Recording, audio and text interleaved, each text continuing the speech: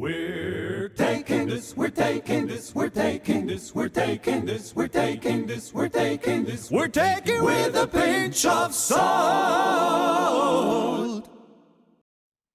Dear ladies, dear gentlemen, welcome to another episode of A Pinch of Salt, DRA podcast that aims at asking simple yet clinically relevant questions and getting simple yet clinically relevant answers, hopefully, which are difficult, from our very experienced guests. My name is Andrej Koban, I'm a nephrologist from Slovenia, and you're listening to the episode on atypical HUS. This is a very tricky subject, at least it is to me. When I have a patient with thrombotic microangiopathy, I often wonder how deep into diagnostics I have to go. Aside from the obvious Adams 13 tests and Shiga toxin tests, do we need genetics in every other patient? What about homocysteine? Which markers of complement activity can one rely on, even if they are notoriously unreliable? What's the difference between malignant hypertension with thrombotic microangiopathy or atypical HUS with high blood pressure? When to start and stop anti-complement therapy. So many things to ponder about, and you can expect to hear about all of this in the next few minutes. We're very happy to have with us Professor Neil Sheerin from Newcastle University, also a consultant nephrologist at the Freeman Hospital's Renal Service Center. Neil is a well-known researcher of HUS, also somebody with a lot of clinical experience. We're very happy to have you with us today, Neil. Thank you very much, Andre. Thank you for the kind invitation. That's great. So let's get straight to the point. So in a patient with thrombotic microangiopathy, a negative Shiga toxin test, normal Adams 13 activity, what diagnostic test would you perform to identify the cause, a possible cause of atypical HUS? And maybe just as a related question, how useful are markers of complement activity and how often do you perform genetic testing? So it's a pretty loaded question, but an important one. Well, I think if we start with the first question about what additional diagnostics, I think it's important not to forget the basics that we should be doing with all our patients presenting with an acute kidney injury. So don't forget to think about diseases like lupus, scleroderma. So look at the evidence of potential autoimmune disease, because autoimmune disease can cause a TMA, which can be very difficult to distinguish from atypical HUS. I then think we also need to think about other causes which could be driving the thrombotic microangiopathy. So think about the blood pressure. Is there evidence of chronicity in the blood pressure? Is evidence of left ventricular hypertrophy? Could there be other diseases present? So thinking about malignancy, any hint in this history from the patient that there may be an underlying malignant process? And if so, consider investigations directed towards looking for that. Don't forget to look for evidence of myeloma or a paraprotein, because certainly paraprotein-driven diseases can mimic a thrombotic microangiopathy. So do the serum protein electrophoresis, look for serum-free light chains. I think another important thing is look for evidence of chronicity. What's the reticulocyte count? If the patient's likely to be anemic, do they have a good retic count? What's the PTH levels? What do the kidneys look like on imaging? Could this be a chronic disease presenting with hypertension and evidence of a TMA?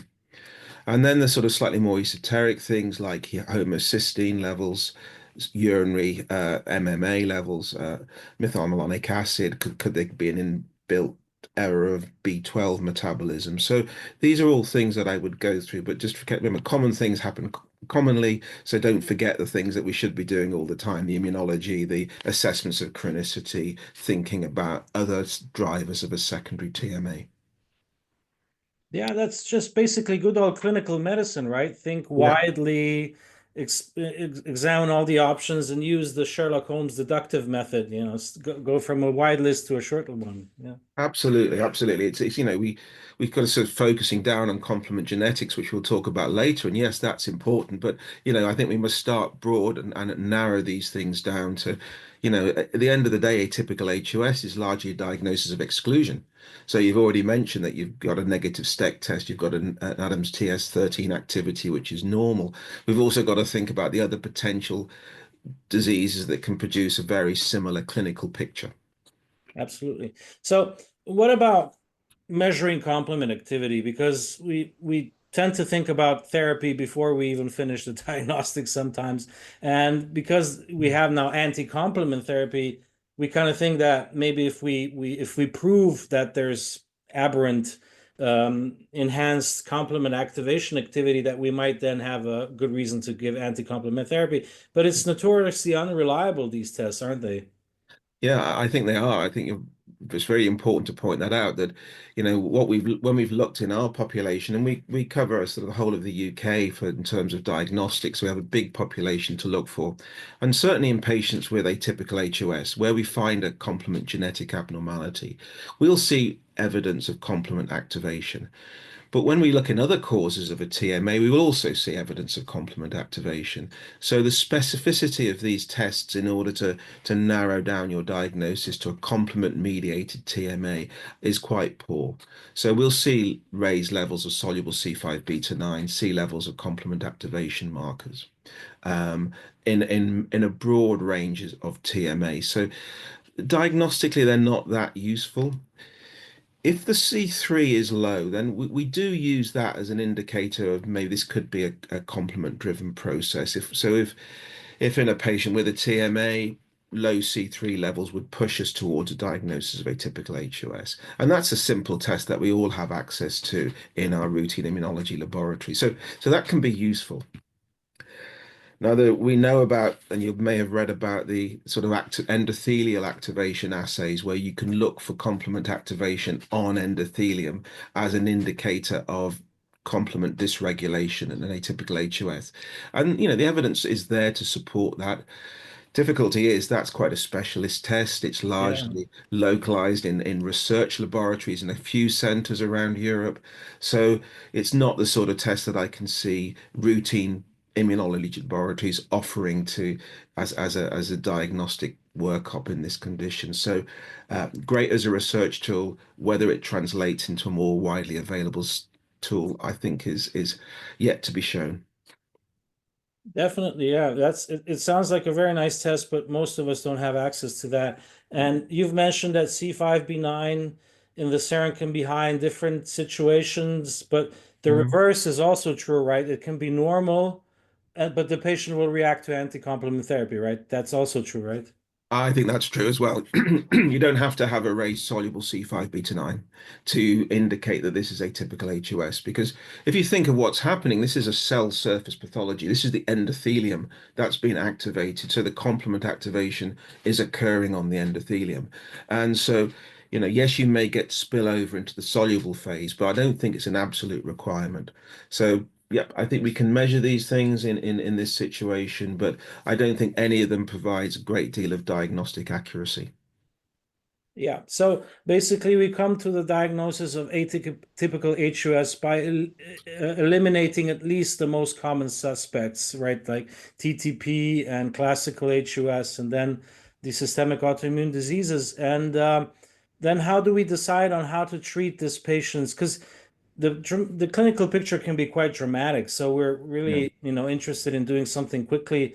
Most of us are used to go straight to plasma exchange because of the history of the treatment of this disease. But is it now better to go straight to anti-complement therapy if you're reasonably convinced that this is atypical HUS, or is there still a role for plasma exchange? I think if you're confident this is a or you think this is atypical HUS, then I would go straight to a complement therapy because, we know from the historical data that the outcomes were poor in prior to the availability of eculizumab.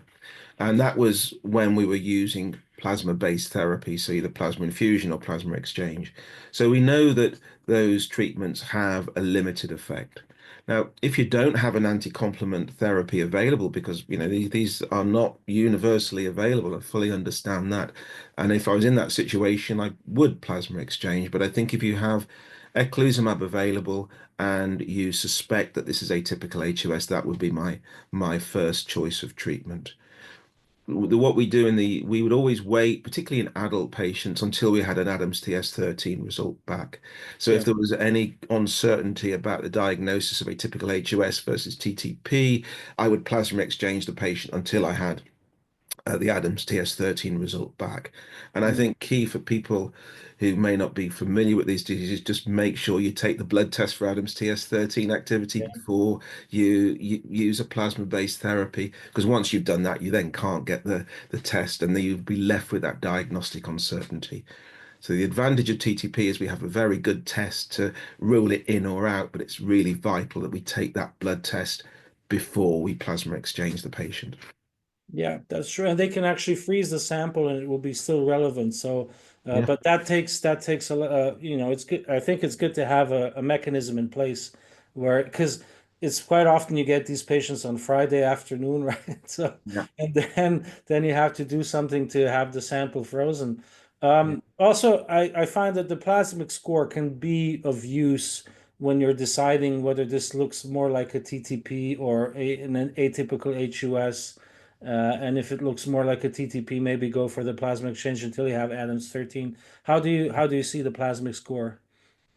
Yeah, I think I would agree. It can be useful. It can help to distinguish, and I don't think it's 100% reliable. Sure, sure. So I think you still have to base it on, well, your clinical suspicion of TTP, and as I'm sure we all will know, TTP can be a really terrible disease and can be rapidly fatal.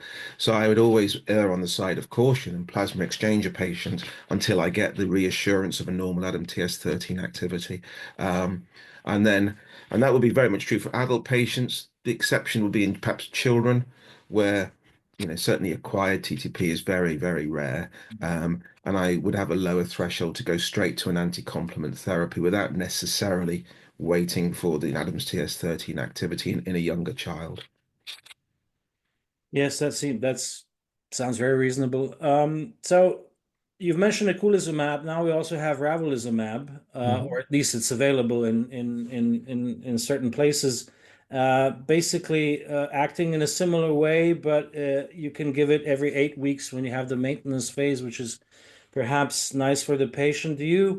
Um, how do you decide which do you give in a patient that you believe has atypical HUS, an adult patient, for example? I mean, our standard at the moment is still eculizumab. We The reason we decided to stick with eculizumab rather than switching to ravulizumab, there were several reasons. First of all, I mean, when we start eculizumab, we'll often do so with some degree of diagnostic uncertainty still present. And so you're still looking for, other potential diagnoses, and you haven't got the full picture. So you might have a threshold, let's treat, and then wait for some of the diagnostics to come back, including complement genetics and factor H autoantibody testing. So if we start with eculizumab, you can stop eculizumab fairly quickly, whereas with ravulizumab, once you've loaded the patient, you've got quite prolonged complement inhibition, which, if you come up with another diagnosis, you may not actually need and may not benefit the patient. So you're exposing that patient to the risks of complement inhibition, perhaps for a longer period, unnecessarily so. Also, from a health economics perspective, because you can give eculizumab and stop it quite quickly, the actual cost of starting a patient on eculizumab is lower than starting a patient on ravulizumab and then stopping. And particularly with the availability of the biosimilars, then we can start with eculizumab, carry on treatment, and stop at relatively short notice. So we still use eculizumab as the first line therapy. Okay. The time when we maybe thought otherwise is that, if you know a patient has, say, a factor H mutation, and you know that once they relapse, you're probably going to carry on long term without necessarily considering stopping, then there may be an argument there to go straight to ravulizumab. But our first line therapy remains eculizumab. Yeah, that seems reasonable. So, you've mentioned anti-factor H antibodies. These are relatively often present, and because they're an antibody, do you approach the therapy differently? Do you consider going from anti-complement therapy to mycophenolate mofetil or maybe rituximab? Is your approach different when a patient has the anti-factor H antibodies? Our approach isn't. We still maintain on anti-complement therapy, and I think the approach is quite different in different countries how you approach anti-factor H autoantibodies. So in India, where anti-factor H autoantibodies is a common cause of atypical HUS, and eculizumab is less widely available, then plasma exchange is the first line therapy. Mm. And then that can be backed up with immunosuppression to try and reduce the titers of the antibody. And in some European countries, adopt a maybe not a similar approach, but bring in immunosuppressive therapies to try and reduce the autoantibody, as you would with any other autoimmune disease. Um, we don't. We go with complement inhibition as first line, and what we find is that those anti-factor VIII antibody titers can actually fall spontaneously. So inhibit the complement to control the TMA, and then we'll actually see a reduction in titers. So I think there's uncertainty about what the best approach is, and I think there's some initiative to try and look at the different outcomes of factor H mediated antibody mediated disease in different countries to try and look to see the difference in outcomes of the different approaches. So I think an unanswered question there about the role of immunosuppression in this condition. Yeah, yeah. So one situation that is, let's say, reasonably common is that you have a patient with very high blood pressure and thrombotic microangiopathy. Now, and then you look at the retina and you have obvious signs of malignant hypertension. So malignant hypertension with TMA. Now, is this just malignant hypertension with TMA without any complement issue, or is this actually atypical HUS, which also tends to lead to a higher blood pressure when you have can you distinguish between the two? And is it even very important in the beginning? Because even with classical malignant hypertension, there is some data that there's actually complement activation there. So does it really matter in the short term and in the long term? Yeah, I personally think this is one of the most difficult situations that we encounter. When we've got a patient who's very hypertensive with evidence of a TMA, Mm, because we know that very high blood pressure can drive endothelial injury and features of a TMA, but equally, atypical HUS with complement dysregulation can present with very high blood pressure. And we've looked at our own data on that, and we found that when we finally come to a conclusion, we think one is if it's a malignant hypertension, or if it's a typical HUS, the mean systolic blood pressures at presentation is almost identical. mm, So really, trying to just base it on how high is the blood pressure is not a useful way forward. yeah. Um, I think you have to take it in the context that it's presenting. So Mm, if you've got a patient presenting who has a lot of risk factors for high blood pressure, high BMI, male, older, possibly with pre diagnosis of hypertension, possibly with evidence of left ventricular hypertrophy. And in that context, presenting with high blood pressure and a TMA, I think more likely the blood pressure is the driver of the TMA. yeah. Whereas you've got somebody with none of those risk factors who's suddenly presenting a young, otherwise healthy person, no LVH, high blood pressure, TMA, then I think that's more likely to be a typical HOS. So I think you've got to really take it in the context of the patient that's in front of you.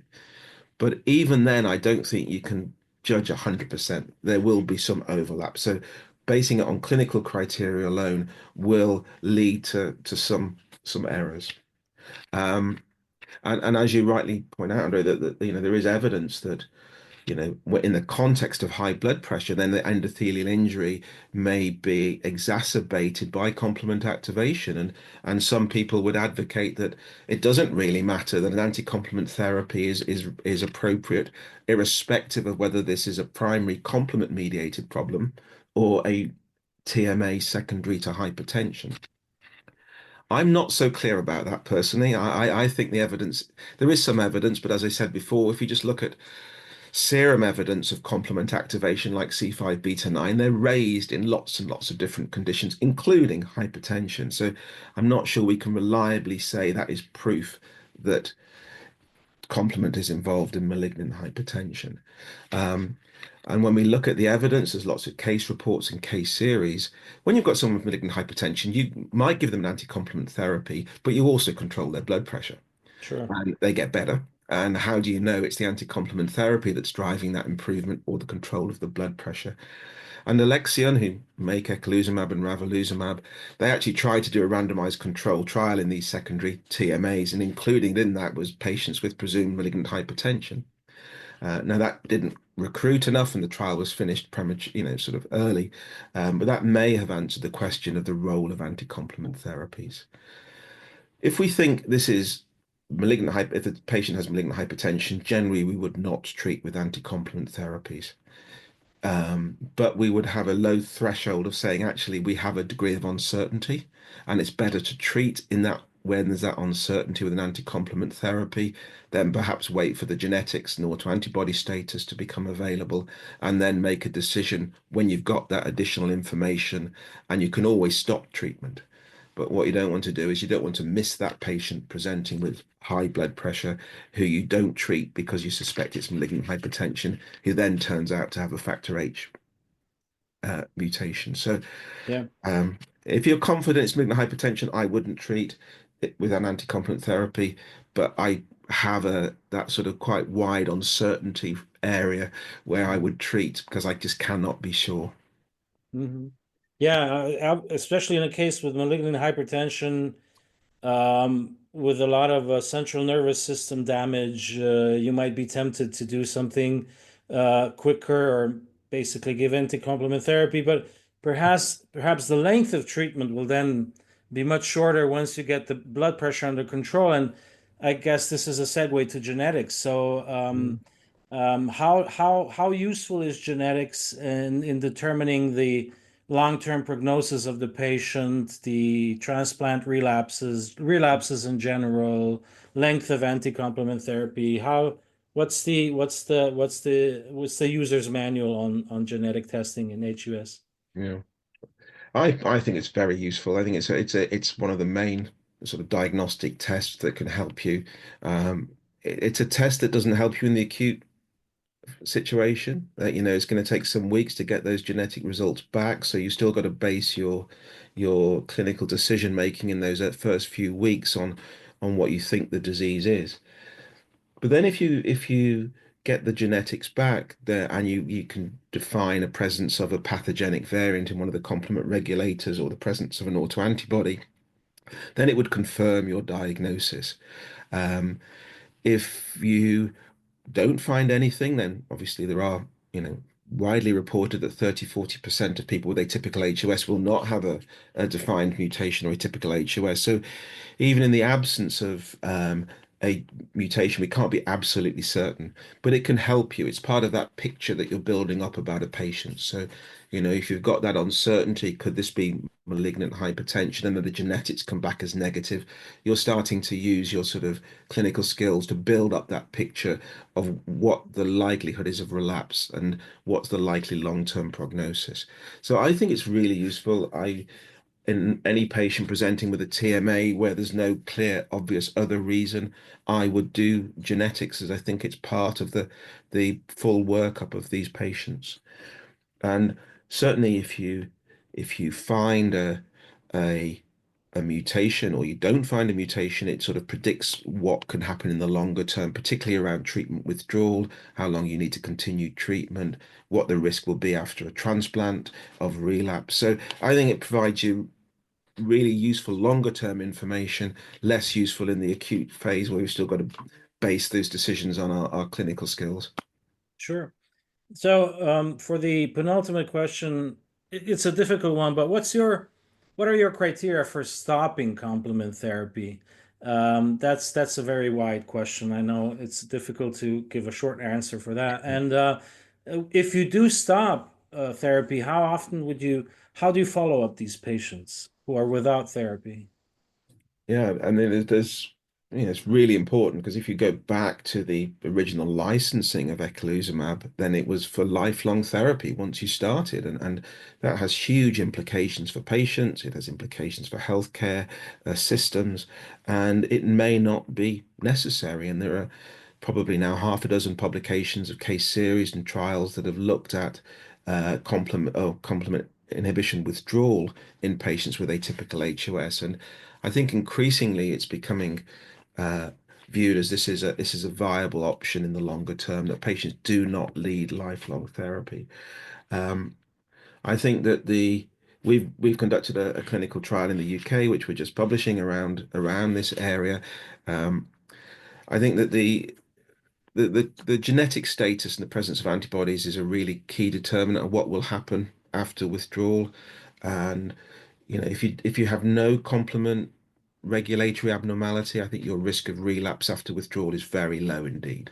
There are one or two cases reported in the literature, so it's very, very rare. At the other end of the spectrum, you've got the patients with pathogenic variants in factor H, gene rearrangements or mutations, and they're at the highest risk. And if you look at all of the papers, probably the majority of patients with a factor H mutation will relapse if you withdraw. Now, not all, and it's maybe sort of 30-40% may be able to stop treatment and not relapse. So I don't think I would rule out withdrawal even in a patient with a factor H mutation, because I don't see why we can't consider this disease as a disease where we withdraw patients off treatment for a year. If they relapse, we treat the relapse, and then we can consider withdrawal again. So Mm. even the high risk factor H mutations, I would still consider withdrawal. So I think the mutation status predicts the risk of relapse, but I don't think any mutation in native kidney disease at least would preclude withdrawal of treatment. Um, I think the things that might preclude withdrawal of treatment is fairly advanced CKD. So if you've got a poor GFR and you've got, say, a factor H mutation, I'd have some concerns, because if that patient were to relapse, almost certainly it would precipitate them onto dialysis, and I suspect the chance of recovery, even if you reintroduced eculizumab, is quite low. So I would have concerns about low GFR and withdrawal of treatment. The other patient group that I might be cautious about are those high risk mutations in a transplant recipient, um, because I think diagnosis of TMAs in a transplant can be tricky, because often you don't have the hematological markers of thrombocytopenia and microangiopathic hemolysis to guide you. Yeah. So you're just seeing a patient with progressive loss of transplant function without those other features. So you might miss that diagnosis. So I would be concerned about the high risk mutations in factor H, C3, factor B in terms of withdrawal after transplant. Yeah. But the majority of other patients, I think, could be considered for withdrawal. In our trial in the UK, we said after 6 months of treatment was the minimum time before we'd consider withdrawal. I know in the Netherlands it's 3 months, but it's probably somewhere in the region of 3 to 6 months of treatment to establish remission. And then I think we can start thinking about withdrawal. You raised the interesting bit about relapse. And I think this is really important. If you're going to withdraw, what do you do with the monitoring of a patient after Yeah. to Yeah. pick up relapse? Because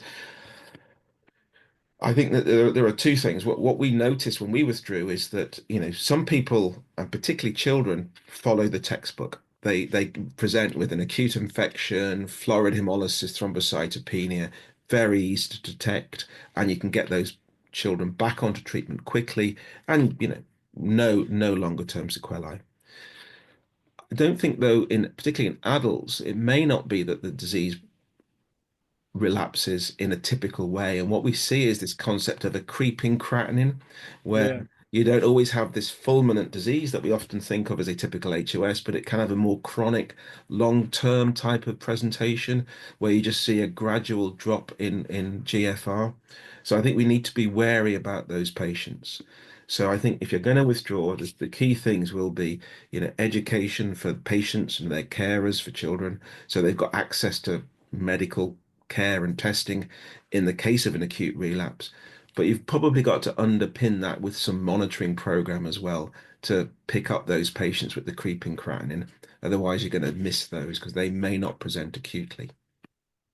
Yeah, I agree. I think they need a lot of follow-up, much like an ANCA vasculitis patient, I would say. And sometimes you have a sudden drop of proteinuria from nowhere because the vessels are starting to being getting obliterated. So it's not always clear cut, like you said, not always low Mm. thrombocytes and Yeah, uh, it's not always, and there's some publications out there where using urinalysis for sort of home testing to look for relapse. And we did see some evidence, and so that was picked up, but I think the it's not absolutely reliable, particularly if you've got a more renally limited disease where there's not the evidence of a lot of hemolysis and hemoglobinuria. So um, I think it could be used, but I don't think it's an absolute 100% indicator of relapse. So needs to be used with caution, and patients who use self-testing need to be aware of those limitations. Yeah.